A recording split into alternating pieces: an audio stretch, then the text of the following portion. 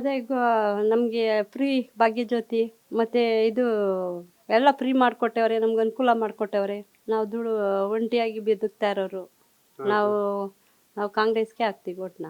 Light bill free, Gruhalakshmi, bus ಓಡಾಟ free, ಎಲ್ಲ ಅನುಕೂಲ ಆಗಿದೆ ನಮಗೆ. ಬಸ್ಸಲ್ಲಿ ಓಡಾಡ್ತೀವಿ, ಮತ್ತು ಗೃಹಲಕ್ಷ್ಮಿ ಬರುತ್ತೆ, ಲೈಟ್ ಬಿಲ್ ಫ್ರೀ ಆಗೈತೆ, ನಮ್ಮ ಜೀವನ ಮಾಡೋಕ್ಕೆ ಅನುಕೂಲ ಆಗೈತೆ. ಅದರಿಂದ ಅವ್ರಿಗೆ ಓಟ್ ಹಾಕ್ತೀವಿ. ಓಟು ಅಂದರೆ ಅವತ್ತಿನಿಂದಾನು ಅವರೇ ಸಾಕ್ಯವ್ರಲ್ಲ ಸ್ವಾಮಿ. 25 ರೂಪಾಯಿಂದ ಅದು ಜ್ಞಾನ ಇಲ್ಲಮ್ಮ ಅಷ್ಟೇ ಜನಕ್ಕೆ. ನಾವು ಅವ್ರಿಗೆ ಹಾಕೋದು. ಏನಕ್ಕೆ ಅಂದರೆ ಇವಾಗ ನೋಡ್ರಿ, ಅದು ಬರೋದು ಕಾಯಿಲ್ಗಾಗಲ್ರ, ಅಷ್ಟು ಉಪಯೋಗ ಆಗ್ತದ್ರಿ. ಮೊದಲು ತಡ್ಕಲಾಡ್ಬೇಕಾಯ್ತು ಮಾತ್ರೆಗೆ, ಇಂಜೆಕ್ಷನ್ಗೆ, ಅದಕ್ಕೆ ಇದಕ್ಕೆ ಅಂತ. ಇವತ್ತು ನಮಗೆ ಎಷ್ಟೋ ಉಪಯೋಗ. ಇವರು ಎಲ್ಲ ಒಂದೇ ಅಂತ ಬಾಳ್ತಾರೆ. ಇವರು ಬಡವರು ಸಾಹುಕಾರ ಅಂತ ನೋಡಲ್ಲ ಇವರು. ನೋಡ್ರಿ, ಎಲ್ಲಿ ಸಿಗ್ತದ ಅಲ್ಲಿ ಗಡ್ಡಿ ತುಂಡೋದಂಗೆ ಮಾತಾಡೋದು. ನಿಷ್ಠೂರ ಆತಾರ್ರೆ, ನಮ್ಮಿಂದ ಎಲ್ಲ ಮಾಡ್ತಾರ್ರಿ. ಅನುಕೂಲ ಅಂದರೆ ಪೂರ ಅನುಕೂಲ ಆಗ್ಯದ ಸ್ವಾಮಿ. ಹೇಳ್ಕೊಳೋಷ್ಟಿಲ್ಲ, ಅಷ್ಟು ಅನುಕೂಲ ಆಗ್ಯದ್ರಿ. ಯಾರೂ ಮಾಡಲಿಲ್ಲ. ಇನ್ನು ಬಂದವರೆಲ್ಲ ಜೋರಾಗಿ ಹೇಳ್ತೀನಿ ರೀ, ಅವ್ರ ಹೆಂಡತಿ ಮಕ್ಕಳಿಗೆ ರೇಷ್ಮೆ ಸೀರೆ, ಕೊಳ್ಳಿಗೆ ಎಲ್ಲ ಸರ ಮಾಡಿ ಸಾಕೊಂಡವ್ರೆ. ಇವ್ರು ಯಾವುದೂ ಇಲ್ಲ. ಎಲ್ಲಿ ಸಿಗ್ತದ ಅಲ್ಲಿ ಕೆಟ್ಟದ್ದು ಕೆಟ್ಟದಾಗ ಆಗ್ಬಿಡ್ತಾರ್ರಿ. ಇವ್ರನ್ನ ಕಂಡ್ರೆ ಆಗಲ್ಲ ಕೆಲವು ಜನಕ್ಕೆ. ಆ ಭಗವಂತನ ಇಚ್ಛೆ, ನಾವು ಹಾಕ್ಬಿಡಣ್ರಿ ಭಗವಂತನ ಮ್ಯಾಗ ಬಾರ ಹಾಕಿ ನಾವು ಹಾಕ್ತೀವಿ. ನಾವೇನೋ ಪಕ್ಕ ಅವ್ರಿಗೆ ಹಾಕೋದು. ನಾವು ಕಾಂಗ್ರೆಸ್ಗೆ ಅದರಿಂದ ಒಳ್ಳೇದಾಗದೆ, ಅದಕ್ಕೆ ಹಾಕ್ಬೇಕು. 2,000 ಬರಂಗಾಗದೆ, ಮತ್ತು ಲೈಟ್ ಬಿಲ್ ಕಟ್ಟಂಗಿಲ್ಲ. ಆಮೇಲೆ ರೇಷನ್ದು ಕಾಸು ಕೊಡ್ತಾರೆ. ಎಲ್ಲ ಒಳ್ಳೇದಾಗ, ನೀರಿಂದು, ಬಸ್ ಫ್ರೀ ಇದೆ.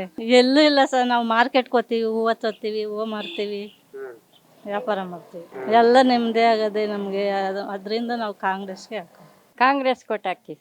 ನಮ್ಗೆ ಉಪಕಾರ ಮಾಡಿದ್ದಾರೆ, ಅವ್ರಿಗೆ ಹಾಕ್ತೀವಿ. 2,000 ದುಡ್ಡು ಬರುತ್ತೆ, ರೇಷನ್ ಬರ್ತದೆ, ರೇಷನ್ ಕಾಸು ಬರ್ತದೆ, ಕರೆಂಟ್ ಬಿಲ್ಲು ಫ್ರೀ ಕೊಡ್ತಾರೆ. ಇನ್ನು ಬಂದಿದ್ದು 2,000ದಾಗೆ ನಾವು ಕಾಯಿಲೆ ಪಾಪನೆ ನೋಡ್ಕೊಂಡು ಮನೆ ಕಡೆ ಸಂಸಾರ ಮಾಡ್ಕೊಂತೀವಿ. ಒಬ್ಬರೇ ಇರೋದು, ಯಾರೂ ಇಲ್ಲ. ಮಕ್ಕಳು ಇದ್ದಾರೆ, ಬೇರೆ ಅವರು ಯಾರೂ ಇಲ್ಲ.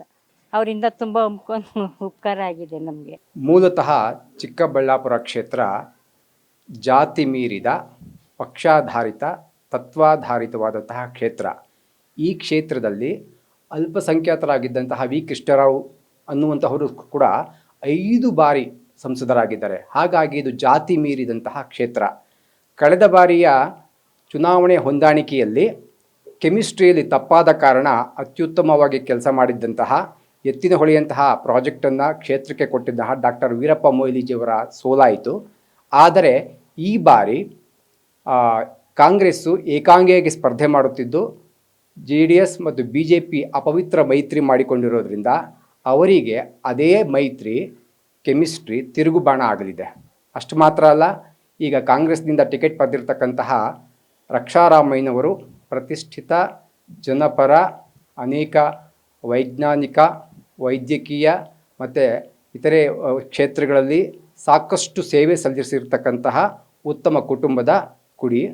ಮತ್ತು ವಿದೇಶದಲ್ಲಿ ಓದ್ಕೊಂಡಿದ್ದಾರೆ, ಸಾಕಷ್ಟು ಅನುಭವವಿದೆ. ಮತ್ತು ರಾಜಕೀಯ ಕ್ಷೇತ್ರದಲ್ಲಿ ಯುವ ನಾಯಕನಾಗಿ ಆಲ್ ಇಂಡಿಯಾ ಯೂತ್ ಕಾಂಗ್ರೆಸ್ನಲ್ಲಿ ಗುರುತಿಸಿಕೊಂಡು ಪ್ರಧಾನ ಕಾರ್ಯದರ್ಶಿಗೆ ರಾಜಕೀಯ ಅನುಭವವನ್ನು ಹೊಂದಿದ್ದಾರೆ. ಹಾಗಾಗಿ ಅವರ ಪ್ರೊಫೈಲ್ ಜನಕ್ಕೆ ಇಷ್ಟ ಆಗ್ತಾ ಇದೆ. ಯಾವುದೇ ಹಗರಣಗಳಿಲ್ಲ, ಯಾವುದೇ ಆರೋಪಗಳಿಲ್ಲ. ಸೊ BJP ಅಭ್ಯರ್ಥಿ ಶ್ರೀ ಸುಧಾಕರ್ ಅವರಿಗೆ ಹೋಲಿಕೆ ಮಾಡಿದಾಗ ಇವರು ಅತ್ಯಂತ ಜನಕ್ಕೆ ಇಷ್ಟವಾದಂಥ ಅಭ್ಯರ್ಥಿಯಾಗಿ ಕಾಣ್ತಾರೆ. ಮತ್ತು ಕಾಂಗ್ರೆಸ್ ಸರ್ಕಾರದ ಶ್ರೀ ಸಿದ್ದರಾಮಯ್ಯನವರು ಕೊಟ್ಟಿರ್ತಕ್ಕಂತಹ ಅನ್ನಭಾಗ್ಯ, ಯುವ ನಿಧಿ, ಗೃಹಲಕ್ಷ್ಮಿ, ಗೃಹಜ್ಯೋತಿ ಇತ್ಯಾದಿ ಯೋಜನೆಗಳು ಬಡವರನ್ನು ತಲುಪಿವೆ. ಆ ಯೋಜನೆಗಳು ಈಗ ಕಾಂಗ್ರೆಸ್ಸಿಗೆ ಮತಗಳಾಗಿ ಪರಿವರ್ತನೆ ಆಗುವ ಎಲ್ಲ ಸಾಧ್ಯತೆಗಳು ಇವೆ. ಹಾಗಾಗಿ ಅವೆಲ್ಲವೂ ಕೂಡ ರಕ್ಷಾರಾಮಯ್ಯನವರ ಗೆಲುವಿಗೆ ಪೂರಕವಾಗಲಿದೆ. ಸುಧಾಕರ್ ಅವರು BJPಯ ಸಚಿವರಾಗಿದ್ದಾಗಲೂ ಕೂಡ ದೇಶದ ಅತ್ಯಂತ ಕಠಿಣ ಪರಿಸ್ಥಿತಿ, ಕೊರೋನಾ ಸಮಯದಲ್ಲಿ ಹೆಣಗಳ ಮೇಲೆ ಹಣ ಮಾಡಿದರು ಎಂಬ ಆರೋಪವನ್ನು ಅದೇ ಪಕ್ಷದ ಸ್ವಪಕ್ಷೀಯರು ಮತ್ತು ಶಾಸಕರು, ಪ್ರಭಾವಿ ಶಾಸಕರುಗಳೇ ಅವರ ವಿರುದ್ಧ ಹೋರಾಟ ಮಾಡ್ತಾ ಇದ್ದಾರೆ ಬೀದಿಗೆ ಬಂದು. ಹಾಗಾಗಿ ಎಲ್ಲೋ ಒಂದು ಕಡೆ ಭ್ರಷ್ಟಾಚಾರ BJPಯಲ್ಲಿ ಬಲವಾಗಿ ಬೇರೂರಿದೆ. ಅದರ ಹೋರಾಟ ಒಳಗಡೆ ನಡೀಲಿಕ್ಕೆ ಪ್ರಾರಂಭವಾಗಿದೆ. ಅದು ಜನತೆಯ ಗಮನಕ್ಕೆ ನೇರವಾಗಿ ಬರ್ತಾ ಇದೆ. ಹಾಗಾಗಿ ಭ್ರಷ್ಟರ ಸಂತೆಯಾಗಿ BJP ಮಾರ್ಪಡ್ತಾ ಇದೆ. ಇದನ್ನು ಜನ ಅರಿವಿಗೆ ಬಂದಿದೆ. ಇವೆಲ್ಲವೂ ಕೂಡ BJPಗೆ ತಿರುಗು ಬಾಣವಾಗಿ ಶ್ರೀ ರಕ್ಷಾರಾಮಯ್ಯನವರಿಗೆ ವರದಾನ ಆಗಲಿದೆ. ಎಷ್ಟು ಲೀಡರ್ ಗೆಲ್ಲಬಹುದು ರಕ್ಷಾರಾಮಯ್ಯ? ಕಳೆದ ಬಾರಿ 1,80,000ದಲ್ಲಿ BJP ಅಭ್ಯರ್ಥಿಯಲ್ಲಿ ವಿಜಯಿಯಾಗಿದ್ದರು. ಅಪರೂಪದ ವಿಜಯ ಆಗಿತ್ತು ಸ್ವತಂತ್ರಾನಂತರ. ಆದರೆ ಜನಕ್ಕೆ ಅತ್ಯಂತ ಭ್ರಮ ನಿರಸನ ಆಗಿರೋದ್ರಿಂದ ಖಂಡಿತವಾಗಿಯೂ ಶ್ರೀ ರಕ್ಷಾರಾಮಯ್ಯನವರು ಈ ಬಾರಿ 1,00,000ಕ್ಕಿಂತಲೂ ಅಧಿಕ ಮತಗಳಿಂದ ಆರಿಸಿ ಬರ್ತಾರೆ ಅಂತಕ್ಕಂತಹ ವಿಚಾರ ಜನರಲ್ಲಿ ಬಾಯಲ್ಲಿ ಕೇಳಿ ಬರ್ತಾ ಇದೆ. ನಿಮ್ಮ ಹೆಸರುಘಟ್ಟದಿಂದ ಈ ಬಾರಿ ಎಷ್ಟು ಲೀಡ್ ಕೊಡ್ತೀವಿ? ಸೊ ಹೆಸರುಘಟ್ಟದಲ್ಲಿ ಕಳೆದ ಬಾರಿ ಡಾಕ್ಟರ್ ವೀರಪ್ಪ ಮೊಯ್ಲಿಜರು ಉತ್ತಮವಾದ ಮತಗಳನ್ನೇ ನೀಡಿದ್ದು. ಈ ಬಾರಿ ಬಹುಶಃ ಸುಮಾರು 25 ವರ್ಷಗಳ ನಂತರ ಕಾಂಗ್ರೆಸ್ಸಿಗೆ ಅತಿ ಹೆಚ್ಚಿನ ಮತಗಳು BJPಗಿಂತ ಲಭಿಸುವ ಎಲ್ಲ ಸಾಧ್ಯತೆಗಳಿವೆ. ಈ ಬಾರಿ ಕಾಂಗ್ರೆಸ್ಗೆ ನಮ್ಮ ಯಲಹಂಕ ಕ್ಷೇತ್ರ, ಹೆಸರುಘಟ್ಟ ಹೋಬಳಿ ಯಲಹಂಕ ಕ್ಷೇತ್ರದಲ್ಲಿ ಜನಗಳಿಗೆ ಕಾಂಗ್ರೆಸ್ ಮೇಲೆ ಭಾರಿ ಒಲವು ಕಾಣಿಸ್ತಾ ಇದೆ. ನಾವು ಯಾಕೆ ಅಂತ ಹೇಳಿದ್ರೆ ಸಿದ್ದರಾಮಯ್ಯನವರು ಕೊಟ್ಟಿರೋಂತಹ ಎಲ್ಲ ಭಾಗ್ಯಗಳನ್ನು ನಾವು ಜನಗಳವರೆಗೂ ತಲುಪಿಸುವಂತಹ ಪ್ರಾಮಾಣಿಕ ಪ್ರಯತ್ನವನ್ನು ಮಾಡಿದ್ದೀವಿ. ಚಿಕ್ಕಬಳ್ಳಾಪುರ ಕ್ಷೇತ್ರದಲ್ಲಿ ಜನಗಳಿಗೆ ಪ್ರಾಮಾಣಿಕವಾಗಿ ನಿಜವಾಗ್ಲೂ ದೇಶದ ಮೇಲೆ ಅಭಿಮಾನ ಇದ್ದರೆ ಈ ಬಾರಿ ಕಾಂಗ್ರೆಸ್ಗೆ ಮತ ನೀಡಿ ರಕ್ಷಾರಾಮಯ್ಯನವರ ಗೆಲ್ಲಿಸ್ತಾರೆ ಅಂತ ನಾವು 100ಕ್ಕೆ 100 ವಿಶ್ವಾಸವನ್ನು ಇಟ್ಕೊಂಡಿದ್ದೀವಿ. ನಿಮ್ಮ ಹೆಸರುಘಟ್ಟದಲ್ಲಿ ಎಷ್ಟು ಮತಗಳು ಬರ್ಬೋದು ಇವರಿಗೆ? ನಾವು ಇಷ್ಟು ಮತಗಳು ಅಂತ ಹೇಳಕ್ಕೆ ಆಗೋದಿಲ್ಲ. ನಾವು ಈ ಸತಿ ರಕ್ಷಾರಾಮಯ್ಯನವ್ರಿಗೆ ಅತಿ ಹೆಚ್ಚು ಮತವನ್ನು ಕೊಡಿಸ್ತೀವಿ ಅನ್ನೋ ವಿಶ್ವಾಸದಿಂದ ಕೆಲಸ ಮಾಡ್ತಾ ಇದ್ದೀವಿ. ಈ ಗ್ಯಾರಂಟಿಗಳು ನಿಮ್ಮ ಗ್ರಾಮಕ್ಕೆ ತಲುಪಿದಾವ ಅಂತ? 100ಕ್ಕೆ 100ರಷ್ಟು ತಲುಪಿಸಿದ್ದೀವಿ ನಾವು ಅಂತ ಪ್ರಾಮಾಣಿಕವಾಗಿ ಹೇಳ್ತಾ ಇದ್ದೀವಿ. 100ಕ್ಕೆ 100 ಜನಗಳಿಗೆ ಇನ್ನು ತಲುಪಿಸುವಂತಹ ಗ್ರಾಮ ಪಂಚಾಯತಿ ಸದಸ್ಯರಾಗಿ ತಲುಪಿಸುವಂತಹ ಪ್ರಾಮಾಣಿಕ ಪ್ರಯತ್ನವನ್ನು ನಾವು ಮಾಡಿದ್ದೀವಿ. ನೋಡಿ, ಕಳೆದ 10 ವರ್ಷಗಳಿಂದ ನಾನು ಅತ್ಯಂತ ಜಾಗ್ರತೆಯಿಂದ ಒಂದು ರಾಜಕೀಯ ವಿಶ್ಲೇಷಣೆಯನ್ನು ನೋಡಿಕೊಂಡು ಹೋಗ್ತಾ ಇದ್ದೀನಿ. ನಮಗೆ ಪತ್ರಿಕೆಗಳಲ್ಲಿ ಮತ್ತು ದೂರದರ್ಶನದಲ್ಲಿ ಮತ್ತು ಇನ್ನಿತರ ಖಾಸಗಿ ಚಾನೆಲ್ಗಳಲ್ಲಿ ಏನಪ್ಪ ಬರ್ತಾ ಇದೆ ಅಂದರೆ ಕೆಲವು ತಪ್ಪು ಮಾಹಿತಿಗಳು ಬರ್ತಾ ಇದ್ದಾವೆ. ನೈಜ ಘಟನೆಗಳು ಏನು ನಡೀತಾ ಇದೆ ದೇಶದಲ್ಲಿ ಬರ್ತಾ ಇಲ್ಲ. ಸಂವಿಧಾನದ ಚೌಕಟ್ಟಿನಿಂದ ಹೊರಗಡೆ BJP ಸರ್ಕಾರದವರು ಆಡಳಿತ ಮಾಡಲಿಕ್ಕೆ ನೋಡ್ತಾ ಇದ್ದಾರೆ. ತಮ್ಮದಲ್ಲದ ವಿಚಾರಗಳನ್ನು ಕೈಗೆತ್ಕೊಂಡು ಧರ್ಮ ಇರ್ಬೋದು, ಜಾತಿ ಇರ್ಬೋದು, ಇಂಥ ವಿಚಾರಗಳನ್ನ ತೆಗೆದುಕೊಂಡು ಅವರು ಯಾವುದೋ ಒಂದು ಜನಾಂಗನ ಎತ್ತಿಕಟ್ಟಿ ಮತ್ತೊಂದು ಜನಾಂಗನ ತುಳಿಯುವ ನಿಟ್ಟಿನಲ್ಲಿ ಅವರು ಮತಗಳಿಕೆಯ ಒಂದು ಉಪಾಯವನ್ನು ಸಂಚನ್ನು ಮಾಡಿಕೊಂಡಿದ್ದಾರೆ. ಮತ್ತು ನಾವು ಹಿಂದೆ ಎಂದೂ ನೋಡಿರಲಿಲ್ಲ. ನಾವು ಈಗ ನಾವು 58 ವರ್ಷಗಳಿಂದ ನಾವು ರಾಜಕೀಯ ನೋಡಿಕೊಂಡು ಬರ್ತಾ ಇದ್ದೇವೆ. ಆದರೆ ಏನಾಗಿದೆಯಪ್ಪ ಅಂದರೆ ಹಿಂದೆ ಯಾವ ಪ್ರಧಾನಿಗಳು ಈ ರೀತಿಯಾದಂಥ ಒಂದು ವಿರೋಧ ಪಕ್ಷಗಳನ್ನು ದಮನ ಮಾಡತಕ್ಕಂಥ ಒಂದು ಕೆಟ್ಟ ಬುದ್ಧಿ ಯಾವ ಪ್ರಧಾನಿಗೂ ಇರಲಿಲ್ಲ. ಬೇಕಾದಷ್ಟು ಜನ ಪ್ರಧಾನಿಗಳಾಗಿ ಹೋಗಿದ್ದಾರೆ. ಆದರೆ ಈ ನರೇಂದ್ರ ಮೋದಿ ಅಂತಕ್ಕಂಥವ್ರಿಗೆ ಇವರು ಒಂದು ಅಘೋಷಿತ ಸರ್ವಾಧಿಕಾರತ್ವವನ್ನು ದೇಶದಲ್ಲಿ ಇಟ್ಟುಕೊಂಡಿದ್ದಾರೆ. ಇವ್ರದ್ದಲ್ಲದ ಶ್ರೀರಾಮ ಮಂದಿರ, ಇವ್ರಿಗೆ ಸಂಬಂಧ ಇಲ್ಲದೆ ಇರೋ ಈ ಯಾವ್ಯಾವುದೋ ವಿಚಾರಗಳಿಗೆ ಇವರು ತಲೆ ಕೆಡಿಸ್ಕೊಂಡು ಅದರಲ್ಲಿ ಇವರು ಇನ್ವಾಲ್ವ್ ಆಗಿ ಯಾವುದೋ ಒಂದು ಧರ್ಮದ ಓಲೈಕೆ ಮಾಡುವ ಒಂದು ಮತ ಗಳಿಸುವ ಒಂದು ಸಂಚನ್ನು ಇವರು ಮಾಡ್ತಾ ಇದ್ದಾರೆ.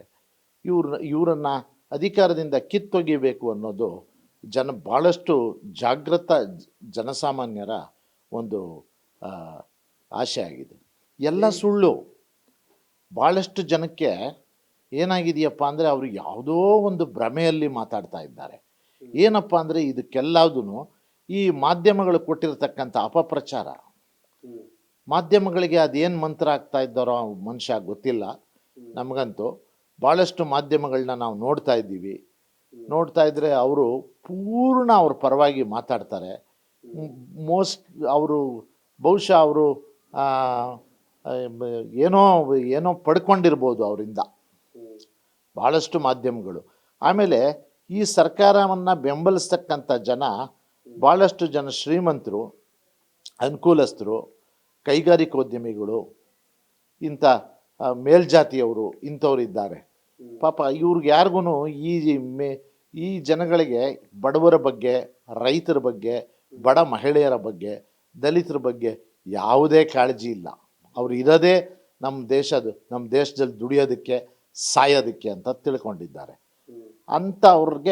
ಅಂಥವ್ರು ಏನು ಮಾಡ್ತಾ ಇದ್ದಾರೆ, ಭಾರತೀಯ ಜನತಾ ಪಕ್ಷವನ್ನು ಬೆಂಬಲಿಸ್ತಾ ಇದ್ದಾರೆ. ಕರ್ನಾಟಕದಲ್ಲಿ ಕಾಂಗ್ರೆಸ್ಗೆ ನನಗೆ ತಿಳಿದ ಮಟ್ಟಿಗೆ ಒಂದು 16ರಿಂದ 20 ಸ್ಥಾನಗಳಂತೂ ಬರ್ಬೋದು.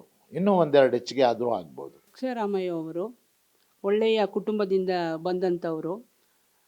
ಅವರ ತಂದೆಯಾದಂತಹ ಸೀತಾರಾಮ್ ಸರ್ ಅವರು ಸಾಕಷ್ಟು ಜನಪರ ಸೇವೆಯನ್ನು ಮಾಡಿಕೊಂಡ ಬಂದಂತಹ ಕುಟುಂಬ.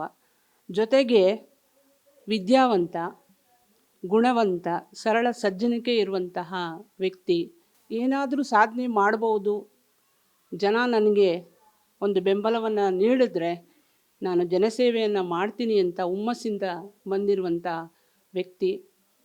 ಈಗ ಸುಧಾಕರ್ ಅವರಿಗೆ ಆಲ್ರೆಡಿ 2 ಬಾರಿ ಅವರು ಗೆದ್ದಿದ್ದಾರೆ. ಹಾಗಾಗಿ ನಮ್ಮ ರಕ್ಷಾರಾಮಯ್ಯ ಅವರಿಗೆ ಈ ಸರಿ ಎಲ್ಲ ಹೆಣ್ಮಕ್ಳುಗಳು ಸಹ ಒಂದು ಸಹಕಾರ ಕೊಡ್ತೀವಿ ಅಂತ ನಾವು ಕೆಲವು ಕಡೆಯೆಲ್ಲ ವಿಚಾರಿಸಿದಾಗ ಅವ್ರ ಬಗ್ಗೆ ಒಳ್ಳೆಯ ಒಪಿನಿಯನ್ ಇದೆ. ಖಂಡಿತ ಅವರು ಗೆದ್ದು ಬಂದೇ ಬರ್ತಾರೆ ಅನ್ನೋ ಭರವಸೆ ನಮಗಿದೆ. ಯಾಕೆ ಓಟ್ ಹಾಕಬೇಕು ಅಂತ ಅಂದರೆ, ಸುಧಾಕರ್ ಅವರ ಹಿನ್ನೆಲೆಯನ್ನು ಜನಗಳು ನೋಡ್ತಾ ಇದ್ದಾರೆ. ಅವರು ಕೊರೋನಾ ಸಮಯದಲ್ಲಿ ಮಾಡಿದಂತಹ ಹೆಣದ ಮೇಲೆ ದುಡ್ಡನ್ನು ತೆಗೆದುಕೊಂಡಂತಹ ವ್ಯಕ್ತಿ. ಸಾಕಷ್ಟು ಅವರ ಮೇಲೆ ಅಪಪ್ರಚಾರಗಳಿದೆ. ಹಾಗಾಗಿ ಸುಧಾಕರ್ ಅವರಿಗೆ ಜನ ಬೆಂಬಲಿಸಲ್ಲ. ಸುಧಾಕರ್ ಅವ್ರನ್ನ ಬಗ್ಗೆ ಸಾಕಷ್ಟು ಕೇಳ್ಪಡ್ತಾ ಇದ್ದೀವಿ. ಜನಗಳ ಒಪಿನಿಯನ್ನು ಇಲ್ಲ, ಅವರು ಅರ್ಹರಲ್ಲ. ಜೊತೆಗೆ ಮುಖ್ಯವಾಗಿ ಏನು ಅಂದರೆ, ಒಂದು ಪಕ್ಷದಿಂದ ಇನ್ನೊಂದು ಪಕ್ಷಕ್ಕೆ ಹೋದಂಥ ವ್ಯಕ್ತಿ. ಕಾಂಗ್ರೆಸ್ ಪಕ್ಷದಲ್ಲಿ ಇದ್ದಂಥವರು ಅವರ ಸ್ವಂತ ಏಳಿಗೆಗೋಸ್ಕರ ಅವರು ಬೇರೆ ಪಕ್ಷವನ್ನು ಬದಲಾಯಿಸುವಂಥವ್ರು, ಸಮಾಜ ಸೇವೆಯನ್ನು ಮಾಡುವಂಥವರು. ಬೇರೆ ಒಂದು ಪಕ್ಷಕ್ಕೆ ಹೋಗಿ ಸಮಾಜ ಸೇವೆಯನ್ನು ಮಾಡುವಂಥವರು, ಸಮಾಜದ ಒಳಿತನ್ನ ಬಯಸುವಂಥವರು ಪಕ್ಷವನ್ನು ಬದಲಾಯಿಸೋಲ್ಲ. ಹಾಗೆ ಅವರು ತಮ್ಮ ತವರ ಮನೆಯನ್ನು ಬಿಟ್ಟು ಪಕ್ಕದ ಮನೆಗೆ ಹೋದಂಥ ವ್ಯಕ್ತಿ. ಹಾಗಾಗಿ ಮತ್ತು ಸಾಕಷ್ಟು ಕಾಂಗ್ರೆಸ್ ಪಕ್ಷದಲ್ಲಿಯೇ ಅನುಕೂಲವನ್ನು ಪಡೆದುಕೊಂಡಿದ್ದಾರೆ. ಇಷ್ಟೆಲ್ಲ ಸಹಾಯ ಪಡೆದುಕೊಂಡಂಥ ವ್ಯಕ್ತಿ ಇವತ್ತು BJPಗೆ ಹೋಗಿ ಅಲ್ಲಿಂದ ನಿಂತ್ಕೊಂಡಿದ್ದಾರೆ. ಅದು ಜನಗಳಿಗೆ ಗೊತ್ತಿದೆ. ಅವರನ್ನು ಖಂಡಿತವಾಗ್ಲೂ ಗೋ ಬ್ಯಾಕ್ ಮಾಡೇ ಮಾಡ್ತಾರೆ. ಖಂಡಿತ ಯಾವುದೇ ಒಂದು ಹೆಣ್ಮಕ್ಳನ್ನ ಕೇಳಿದಾಗ ನಿಮಗೆ 2,000 ರೂಪಾಯಿ ಬರ್ತಾ ಇದೆಯಾ, ಭಾಳ ಖುಷಿಯಿಂದ ಹೇಳ್ತಾರೆ. ಸಿದ್ದರಾಮಯ್ಯ ಅವರ ಏನು ಸರ್ಕಾರ ಇದೆ, ಆ ಸರ್ಕಾರದಿಂದ ನಾವು ಇವತ್ತು ಜೀವನ ಮಾಡ್ತಾ ಇದ್ದೀವಿ. 2,000 ರೂಪಾಯಿ ಹಣ ಬರ್ತಾ ಇದೆ, ಬಸ್ಸು ಫ್ರೀ ಇದೆ, ಕರೆಂಟ್ ಬಿಲ್ ಫ್ರೀ ಇದೆ.